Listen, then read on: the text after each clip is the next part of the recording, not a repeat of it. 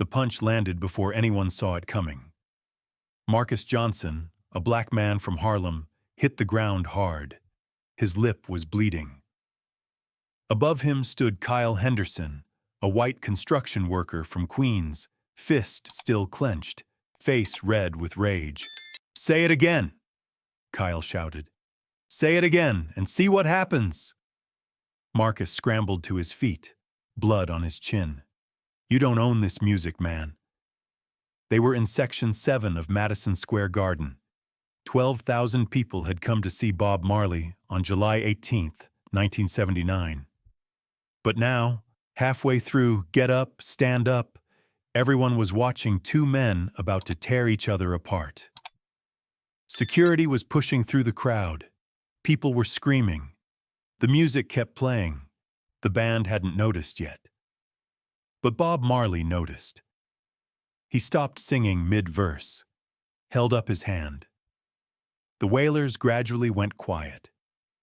12,000 people fell silent as Bob Marley stared at Section 7, where two men were circling each other like animals, ready to fight again. What Bob did next, walking off stage, stepping between two men who wanted to kill each other, and forcing them to do something that would change both their lives forever, would become one of the most powerful moments in concert history. If you love discovering the untold stories behind music history's most incredible moments, please like this video and subscribe to our channel. Marcus Johnson woke up that morning in his small Harlem apartment, excited. He'd saved for 3 months to buy this ticket. Bob Marley was his hero, the man whose music had given him hope when he had nothing else. Marcus was 26 years old, worked 2 jobs, security guard at night, delivery driver during the day, barely made rent. But Bob's music? That was free. That was soul food. That was everything.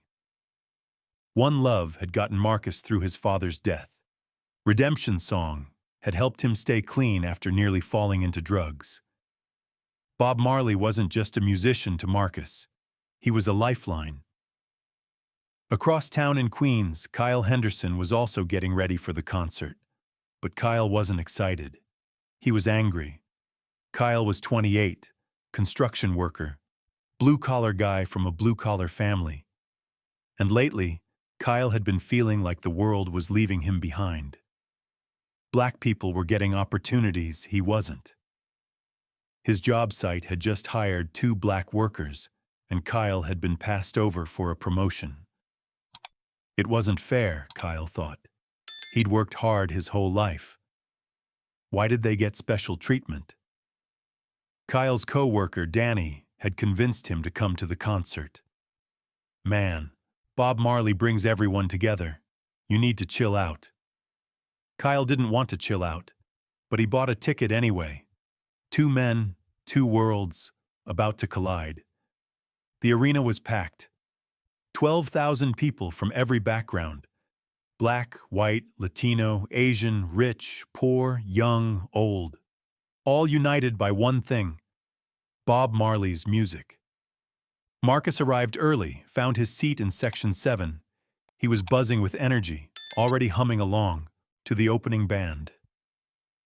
Kyle arrived 30 minutes later, irritated by the crowd, by the noise, by everything.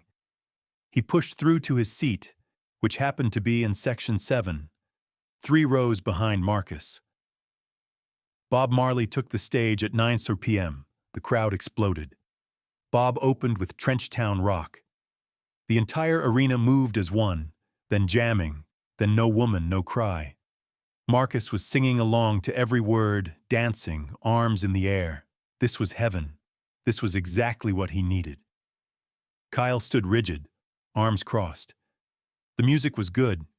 He'd admit that. But he couldn't shake his resentment. He looked around at all these people celebrating together and felt left out, angry, like he didn't belong. Then Bob started playing Get Up, Stand Up, the song about standing up for your rights, about not giving up the fight. Marcus was singing at the top of his lungs, Get up, stand up for your rights. Kyle, 3 rows back, muttered loud enough for people to hear. Yeah, stand up for your handouts. A few people turned to look at him. Marcus didn't hear it, but then Kyle said it louder. Must be nice getting everything handed to you. This time Marcus heard it. He turned around. Excuse me? You heard me, Kyle said, his voice louder now. You people get everything handed to you, and we're supposed to just smile about it. Marcus felt his chest tighten. Not here. Not at Bob's concert. Not in this sacred space. Man, I don't know what you're talking about. I'm just here for the music. Yeah, music about black power and keeping white people down. That's when people started paying attention. The crowd around them was turning, sensing conflict. Marcus tried to stay calm. That's not what this music is about. Bob sings about unity, about all of us coming together. Kyle laughed bitterly. Unity. Right. As long as white people shut up and give you whatever you want. I work 2 jobs, man. Nobody's handing me anything. 2 jobs you got because of affirmative action. Marcus felt rage rising. He'd dealt with this his whole life. White people who thought his success, what little he had, was unearned. Who couldn't see the mountain he'd climbed just to get to ground level. You don't know anything about my life, Marcus said, his voice shaking. I know you're standing in my country. Your country? Marcus stepped toward Kyle. My ancestors built this country. For free. So don't talk to me about whose country this is. Kyle stepped forward too. They were face to face now. The crowd was backing away, giving them space. Your ancestors, Kyle spat. You people always living in the past. Always playing the victim. That's when Marcus shoved Kyle. Kyle shoved back harder. And then Kyle's fist connected with Marcus's face. Marcus hit the ground, blood on his lip, ears ringing. The crowd erupted, some people screaming, some trying to grab Kyle, some trying to help Marcus. Kyle was still yelling. Come on, get up, stand up for your rights! Marcus got to his feet, rage taking over. He charged at Kyle. They crashed together, fists flying, people scrambling to get out of the way. Security was pushing through the crowd.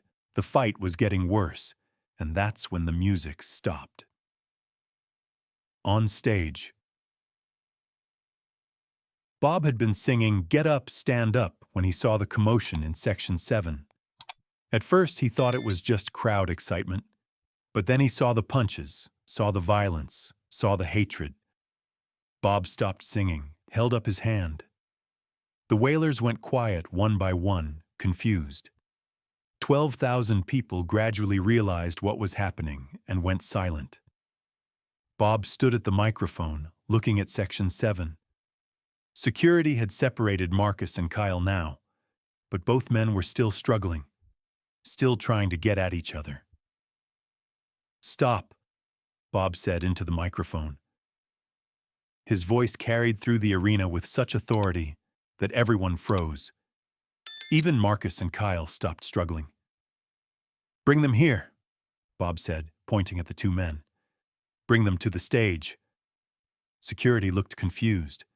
Bring the troublemakers to the stage? Now, Bob said firmly. Please. The crowd parted. Security, unsure but obedient, started walking Marcus and Kyle toward the stage.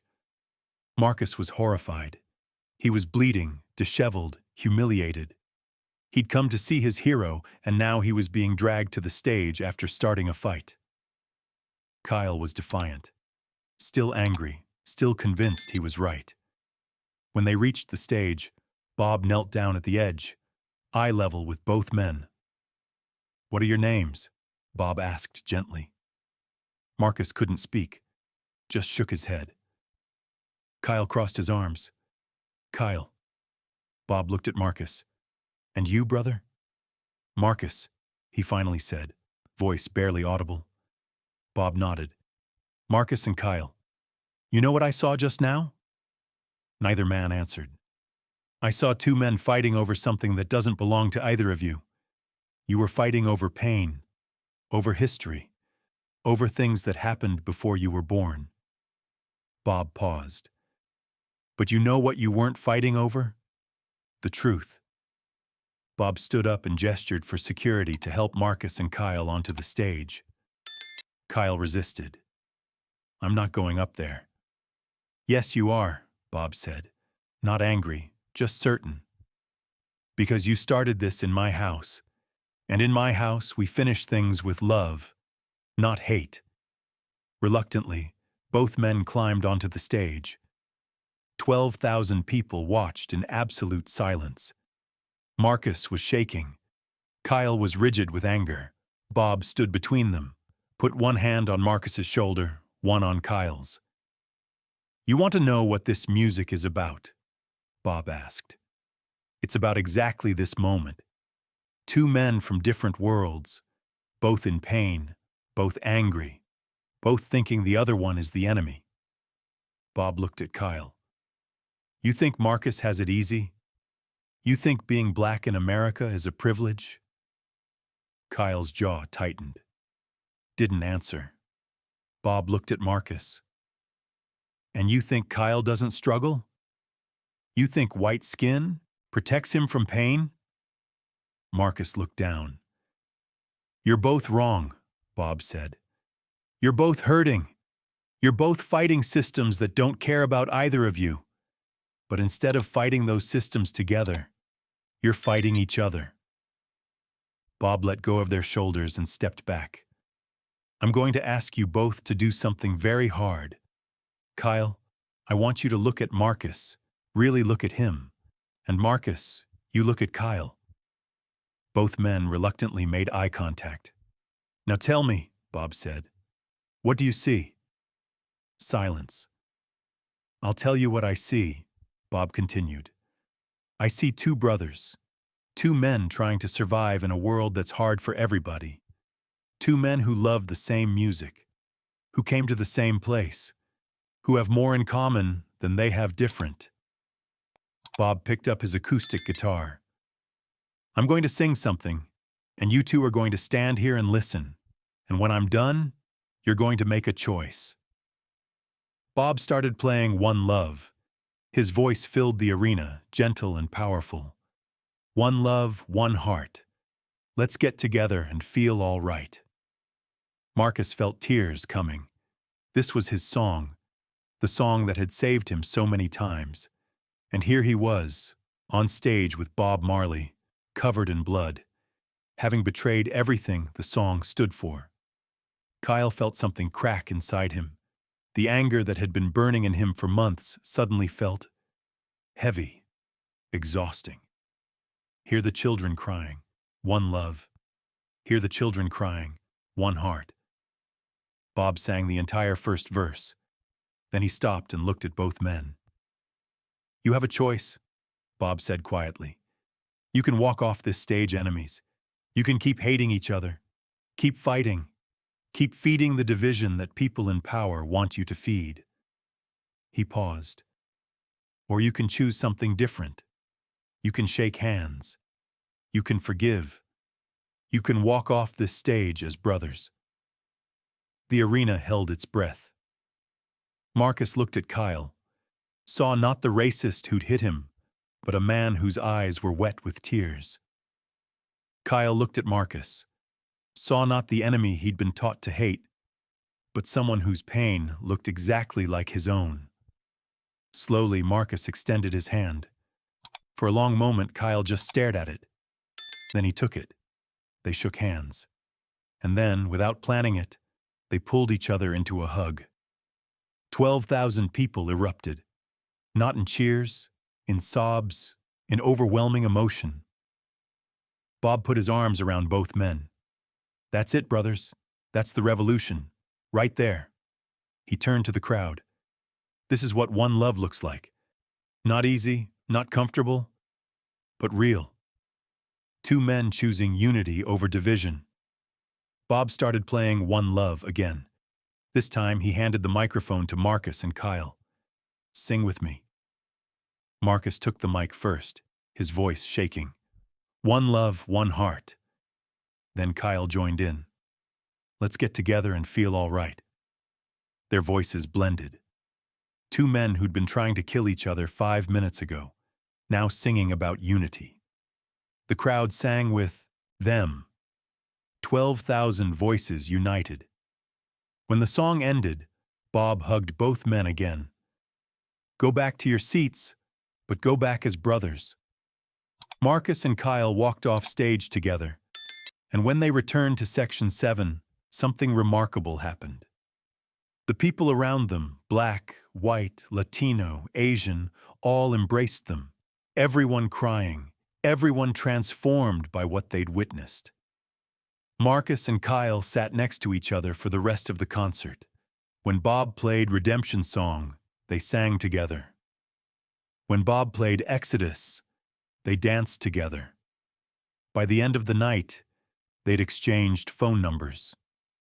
After the concert, Marcus and Kyle met for coffee 2 days later. It was awkward at first. They didn't know what to say. "I'm sorry," Kyle finally said.